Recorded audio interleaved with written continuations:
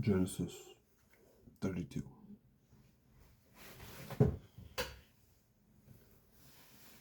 And Yaakov went on his way, and the messengers of Elohim met him. And when Yaakov saw them, he said, "This is the camp of Elohim." And he called the name of that place Mahanaim. And Yaakov sent messengers before him to Esau his brother in the land of Seir, the field of Edom. And he commanded them, saying, "Say this to my master Esau. Your servant Yaakov said this: I have sojourned with Laban and stayed there until now. And I have bulls and donkeys, flocks, and male and female servants, and I have sent to inform my master, to find favor in your eyes." So the messengers returned to Yaakov, saying, "We came to your brother Esau, and he also is coming to meet you, and 400 men with him." And Yaakov was greatly afraid and distressed. So he divided the people that were with him, and the flocks and herds and camels, into two groups. And he said, "If Esau comes to the one group and strikes it, then the other group which is left shall escape." And Yaakov said, "O Elohim of my father Abraham and Elohim of my father Yitzchak, Yahweh said to me, Return to your land and to your relatives, and I do good to you. I do not deserve the least of all the loving commitment, all the truth which you have shown your servant, for I passed over this Yarden with my staff, and now I have become two groups. Deliver me, I pray, from the hand of my brother, from the hand of Esau, for I fear him, lest he come and shall strike me and the mother with the children. For you said, I shall certainly do good to you, and shall make your seed as the sand of the sea, which are too numerous to count." And he spent the night there, and took what came to his hand as a present for Esau his brother, 200 female goats, and 20 male goats, 200 ewes, and 20 rams, 30 suckling camels with their colts, 40 cows and 10 bulls, 20 female donkeys, and 10 foals.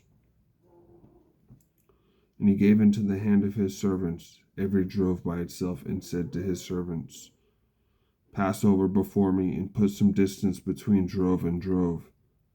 And he commanded the first one, saying, "When Esau my brother meets you and asks you, saying, To whom do you belong, and where are you going, and whose are these in front of you?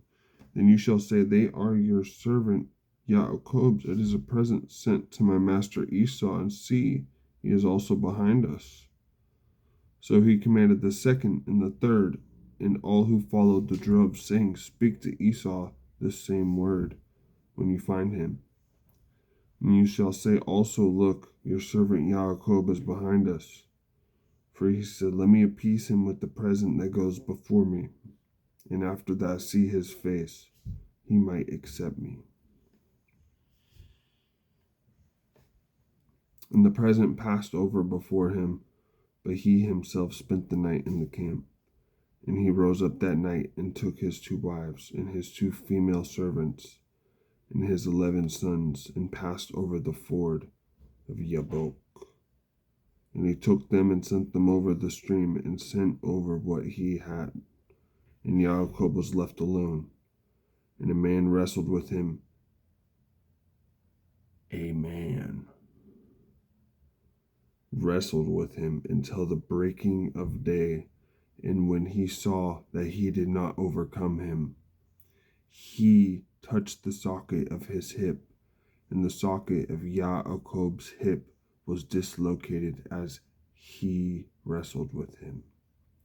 And he said, "Let me go, for the day breaks." But he said, "I am not letting you go until you have blessed me."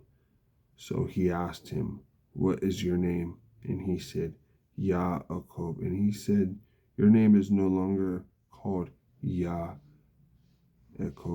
but Yisrael. because you have striven with Elohim and with men and have overcome. And Yaakov asked him, saying, Please let me know your name. And he said, Why do you ask about my name?